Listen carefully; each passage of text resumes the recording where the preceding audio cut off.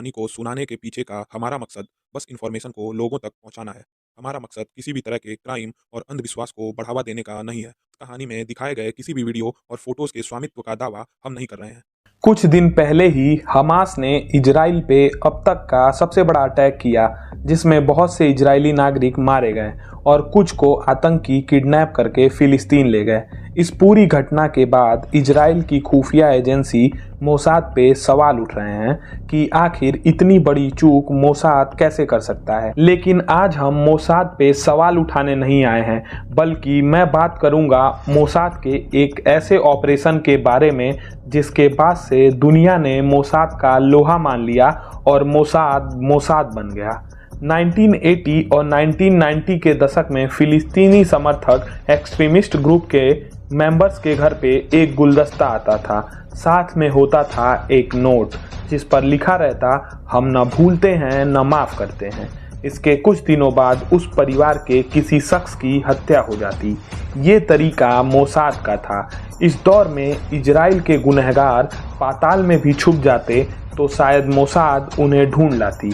लेकिन आखिर ऐसा क्या हुआ था कि मोसाद किसी को माफ़ी देने को तैयार ही नहीं था। कहानी है ऑपरेशन रेथ ऑफ गॉड की, यानी ईश्वर के प्रकोप की। ये प्रकोप बरसा था साल 1972 में और ऐसा बरसा कि 20 सालों तक बरसता ही रहा।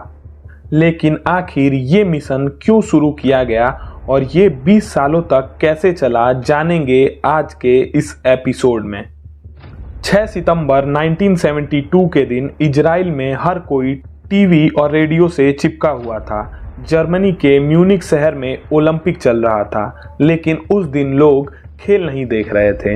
वहाँ जिंदगी और मौत की लड़ाई चल रही थी, क्योंकि फिलिस्तीन के एक टेररिस्ट ऑर्गेनाइजेशन ने, जिसका नाम ब्लैक सितंबर था, उसके आतंकियों ने इजराइल के कुछ खिलाड़ियों को किडनैप कर लिया था। हुआ ये था कि जर्मनी में हिटलर की मौत के बाद पहली बार ओलंपिक ऑर्गेनाइज कराया गया था। शुरू के कुछ दिन सब कुछ ठीक चला, लेकिन 5 सितंबर को प्लेयर्स की ड्रेस पहन के कुछ आतंकी ओलंपिक विलेज में घुस जाते हैं। उन्हें देख के ऐसा लग रहा था कि ये किसी देश के खिलाड़ी हैं। उन्होंने हथियार को भी अपने कपड़ों और बैग में छिपा लिया था। जब वो अंदर गए तो उन्हें ये नहीं पता था कि इजराइल के प्लेयर्स कहाँ रुके हैं। ये पता करने के लिए उन्होंने वहाँ मौजूद कनाडा के खिलाड़ियों से उनके बारे में पूछा, तो उन्होंने इजरायली प्लेयर्स का पता बताया, क्योंकि उन्हें लगा कि वो भी खिलाड़ी ही हैं। बाद में वे सारे आतंकी इजरायली प्लेयर्स के रेस्ट रूम की तरफ चले गए। वहाँ 3 रूम इजरायली खिलाड़ियों के लिए बुक था। एक में सारे कोचेस थे, रूम नंबर 3 में रेसलर्स और वेटलिफ्टर थे और बाकी खिलाड़ी रूम नंबर 2 में थे। सुबह के करीब 4:30 बज रहे थे, इसलिए सारे प्लेयर्स सो रहे थे। जब आतंकी अंदर घुसे तो आवाज हुई। आवाज को सुन के इजराइल के रेसलिंग रेफरी योसेफ गटफेंड जग गए। वो जब बाहर निकले तो देखा कि मास्क पहन के कुछ आतंकी हथियार के साथ गेट पर खड़े हैं। उन्होंने वहां मौजूद 135 केजी वेट उठा के गेट की तरफ फेंका, जिससे आतंकी थोड़े घबरा गए और पीछे हट गए। योसेफ के इस एक्शन से उनके रूममेट वेटलिफ्टिंग कोच टूविया सोकोलोस्की को इतना टाइम मिल गया कि वो खिड़की तोड़ के भाग सके। उन्होंने ऐसा ही किया और वो भाग गए। इसके बाद योसेफ और उनके तीसरे साथी वेटलिफ्टिंग कोच मोसे विनबर्ग आतंकियों पर टूट पड़े। कुछ आतंकी इस हमले में घायल हो गए, लेकिन उनके पास हथियार था, इसलिए उन्होंने योसेफ को गोली मार दी और मोसे विनबर्ग को भी घायल कर दिया। अब घायल होने के बाद वो गिर पड़े और कुछ भी करने की हालत में नहीं थे। इसका फायदा उठा के आतंकियों ने उन्हें इजरायली प्लेयर्स के रूम में ले जाने को बोला और मोसे को खींचकर ले जाने लगे। लेकिन इतना घायल होने के बाद भी मोसे ने अपना दिमाग लगाया और रूम नंबर 2 में सो रहे प्लेयर्स को बोल दिया कि ये दूसरे कंट्री के प्लेयर्स हैं। इजरायली प्लेयर्स रूम नंबर 3 में हैं और रूम नंबर 3 में सारे रेसलर्स और वेटलिफ्टर मौजूद थे। उन्होंने ऐसा इसलिए किया क्योंकि उन्होंने सोचा कि अगर ये आतंकी रूम नंबर 3 में जाएंगे तो उसमें मौजूद खिलाड़ी रूम नंबर 2 के खिलाड़ियों से ताकतवर हैं, क्योंकि वे रेसलर और वेटलिफ्टर हैं और वहां आतंकियों के जाने पर वो उन्हें मार देंगे। बट रात का समय था, इसलिए सारे प्लेयर्स सो रहे थे। आतंकी जैसे ही 3 नंबर रूम में गए तो उन्होंने मोसे को मार दिया और वहां मौजूद 9 खिलाड़ियों को बंधक बना दिया। अब सुबह हुई और ये खबर आग की तरह पूरी दुनिया में फैल गई। सब लोग टीवी पर चिपके हुए थे ताकि उन्हें ये खबर मिले कि सारे बंधक छुड़ा लिए गए हैं। अब चूंकि होस्ट कंट्री जर्मनी था, इसलिए उस पे भी काफी प्रेशर था। अब जर्मनी की सिक्योरिटी फोर्सेस आतंकियों से बात करने लगी और नेगोशिएशन में जुट गई। आतंकियों ने इन बंधकों को छोड़ने के बदले में इजराइल में कैद 200 फिलिस्तीनी कैदियों को रिहा करने के लिए कहा। जर्मनी के चांसलर विली ब्रांट ने इजराइल की प्रधानमंत्री गोल्डा मीर को फोन मिलाया और होस्टेज क्राइसिस की जानकारी दी। गोल्डा मीर इजराइल की पहली महिला प्रधानमंत्री थी। 17 मार्च 1969 को शपथ लेने के बाद उनके सामने ये पहली सबसे बड़ी चुनौती थी। उन्होंने इजराइल की पुरानी परंपरा को जारी रखते हुए जर्मन चांसलर को दो टूक जवाब दिया। इजराइल आतंकियों की मांग नहीं मानता, चाहे कोई कीमत चुकानी पड़े। अब कुछ देर बाद ये खबर मिली कि जर्मन फोर्सेस द्वारा सारे बंधकों को छुड़ा लिया गया है। गोल्डा मीर अपने ऑफिस में शैंपेन खोल रही थी। लोग जश्न मना रहे थे। लगा कि बला टली, लेकिन अगली सुबह पता चला कि ये खुशखबरी नहीं, महज खुशफहमी है। खिलाड़ियों के बचाए जाने की बात अफवाह थी। चरमपंथियों ने 9 के 9 इजरायली खिलाड़ियों को मार डाला था। 5 आतंकी भी मारे गए, लेकिन 3 को जिंदा गिरफ्तार कर लिया गया। आज इस खबर को सुन के सबको एहसास हुआ कि दुख से ज्यादा बुरा सुख के बाद मिलने वाला दुख होता है। इजराइल में लोगों में भयानक गुस्सा था। चारों तरफ बस एक ही आवाज उठ रही थी, बदला। हुआ ये था कि जब इन आतंकियों की बात नहीं मानी गई तो इन्होंने जर्मन सिक्योरिटी फोर्सेस से निकलने के लिए सेफ पैसेज की मांग की और इधर जर्मन फोर्सेस ने प्लान बनाया ताकि खिलाड़ियों को छुड़ाया जा सके। इसके बाद स्नाइपर लेके कुछ सैनिक तैयार हो गए। उन्हें लगा कि बस 5 ही आतंकी हैं, लेकिन जब उन्होंने देखा कि 8 आतंकी हैं तो उनका प्लान फेल हो गया। उन्होंने 5 आतंकियों को तो मार गिराया, लेकिन 3 बचे हुए आतंकियों ने बाकी खिलाड़ियों की हत्या कर दी। इसके बाद जर्मन फोर्सेस पे हमला किया, जिसमें कुछ सैनिक घायल हो गए और 2 की तो मौत भी हो गई, लेकिन उन तीनों आतंकियों को पकड़ लिया गया। हिटलर द्वारा किए गए ज्यूस होलोकॉस्ट के बाद जर्मनी की धरती पर यह पहली बार था जब किसी ने यहूदियों को मारा था। इजराइल ने इन हत्याओं का बदला लेने के लिए सीरिया और लेबनान में चरमपंथियों के ठिकाने पर बमबारी की। कुल मिलाकर 200 लोग मारे गए। कहने को तो बदला लिया जा चुका था, लेकिन वे 3 हमलावर अभी बाकी थे जिन्हें म्यूनिक में जिंदा पकड़ा गया था। इनके नाम थे अदनान अल-गासे, जमाल अल-गासे और मोहम्मद सफादी। इजराइल उन्हें सौंपने की मांग कर रहा था, क्योंकि जर्मनी में डेथ पेनल्टी नहीं दी जा सकती थी। मामला यहीं फंसा हुआ था कि कुछ हफ्ते बाद एक और घटना घट गई। अक्टूबर 1972 की एक दोपहर फ्लाइट 615 सीरिया से जर्मनी जा रही थी। बीच में एक स्टॉप ओवर था। यहाँ 2 लोग विमान में चढ़े। कुछ ही देर में उन्होंने विमान को हाईजैक कर लिया। उनकी मांग थी कि म्यूनिक में पकड़े गए तीनों हमलावरों को रिहा किया जाए। जर्मनी इसके लिए तैयार हो गया। हमलावर रिहा कर दिए गए। वहां इजराइल में अब तक 11 लोगों की मौत का शोक खत्म भी नहीं हुआ था कि इस खबर ने इस दुख को गुस्से में बदल दिया। गोल्डा मीर पर काफी दबाव था। तुरंत उच्च अधिकारियों की एक मीटिंग बुलाई गई। एक खुफिया कमेटी का गठन हुआ। कमेटी का नाम रखा गया कमेटी एक्स। इस कमेटी को तय करना था कि म्यूनिक हमलों का बदला कब और कैसे लिया जाएगा। कमेटी एक्स ने तय किया कि म्यूनिक हमलों के लिए जिम्मेदार तमाम लोगों की एक लिस्ट बनेगी। हर एक को चुन चुन कर मारा जाएगा। ये काम कतई आसान नहीं था। इंटेलिजेंस से मिली जानकारी के आधार पर 20 से 35 लोगों की लिस्ट बनाई गई। ये लोग यूरोप और मिडिल ईस्ट के देशों में फैले हुए थे। हर एक को ढूंढना था और ठिकाने लगाना था, वो भी इस तरह कि इजराइल से हत्या के तार न जुड़ पाएं। ये काम सिर्फ इजराइल की खुफिया एजेंसी मोसाद ही कर सकती थी। मोसाद ने इस ऑपरेशन को नाम दिया operation Wraith of God. Mossad के एजेंट माइकल हरारी इस ऑपरेशन को लीड करने वाले थे। उन्होंने 5 टीमें बनाई। हर टीम का नाम एक खास हिब्रू अल्फाबेट पर रखा गया था। उन टीमों का नाम था अलिफ, बेट, हेट, अइन और कोफ। अलिफ टीम में 2 ट्रेंड किलर थे। बेट में 2 एजेंट थे जो बाकी टीम की फर्जी पहचान बनाने का इंतजाम करने वाले थे। हेट में 2 एजेंट थे जिनका काम होटल, कार आदि का इंतजाम करना था।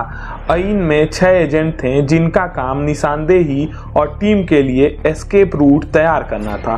और 5वीं टीम थी कोफ, जिसमें 2 लोग थे जो कम्युनिकेशन का जिम्मा संभालने वाले थे। ऑपरेशन में शामिल किसी भी एजेंट का इजरायली सरकार से कोई संपर्क नहीं था। वो बस माइकल हरारी को रिपोर्ट करते थे। ऑपरेशन की शुरुआत हुई 16 अक्टूबर 1972 के दिन। रोम के एक होटल में गोलियों की आवाज आई और लिस्ट से पहला नाम काट दिया गया। 1 महीने बाद फ्रांस से भी ऐसी ही खबर आई।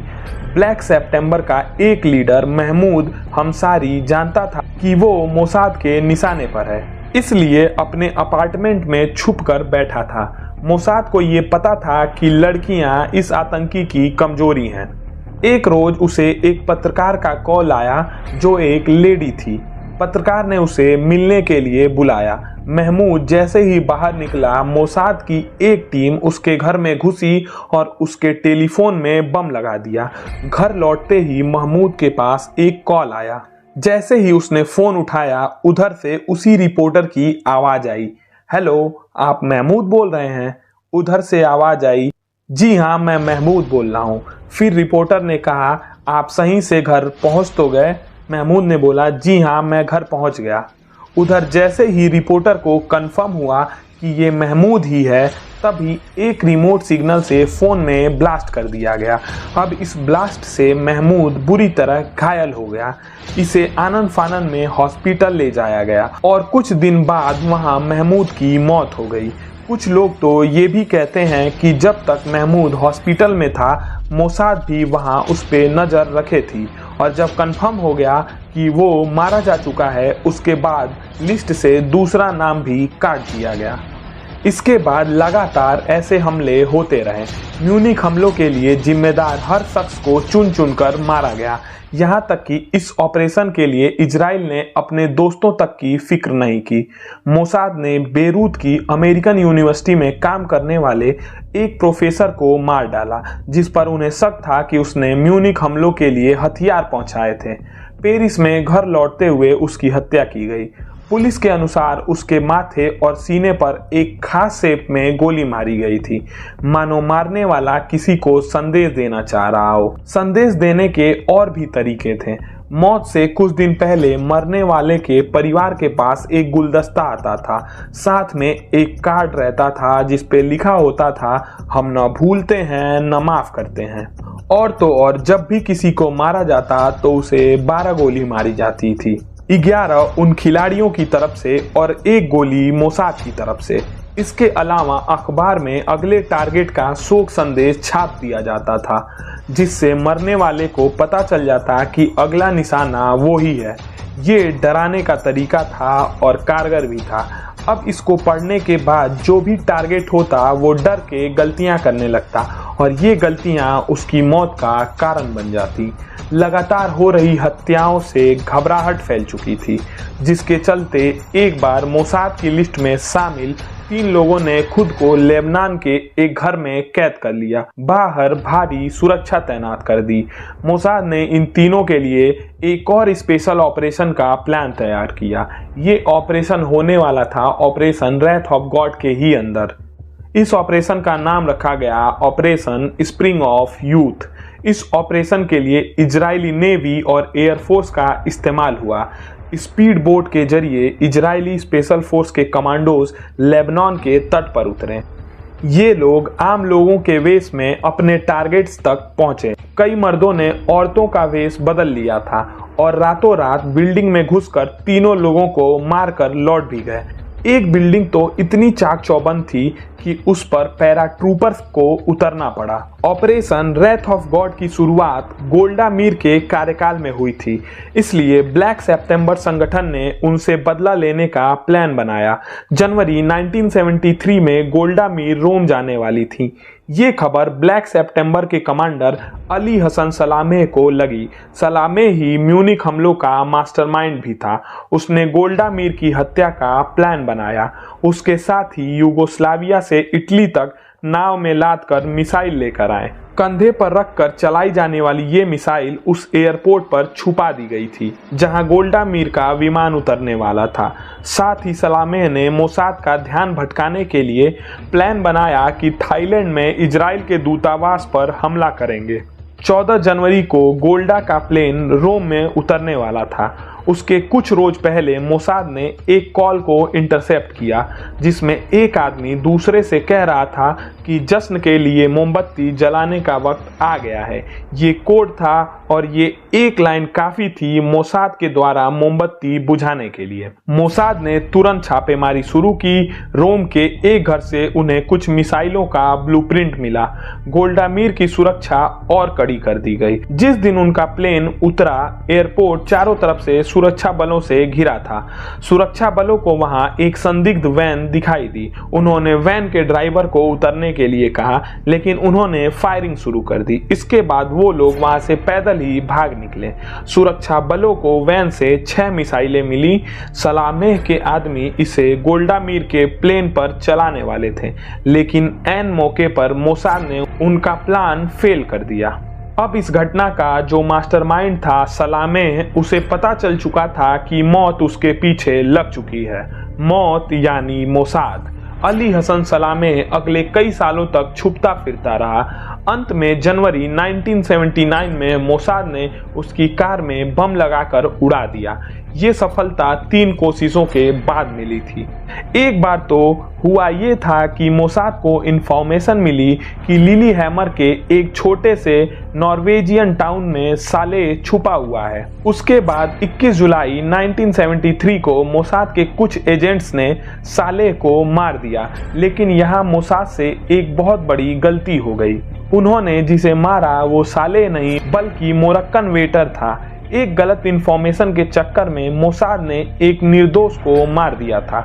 इसके बाद वहां की लोकल पुलिस ने 6 इजरायली एजेंट को गिरफ्तार कर लिया, जिसमें 2 महिलाएं थीं, लेकिन साल 1975 में उन्हें इजराइल को सौंप दिया गया। हालांकि मोसाद यहां भी नहीं रुका। ऑपरेशन रेथ ऑफ गॉड 20 सालों तक चला। इन सालों में मोसाद ने जर्मनी से रिहा हुए 2 हमलावरों को मौत के घाट उतार दिया, लेकिन एक आतंकी उनके हाथ नहीं आया, जिसका नाम था जमाल अल गासे।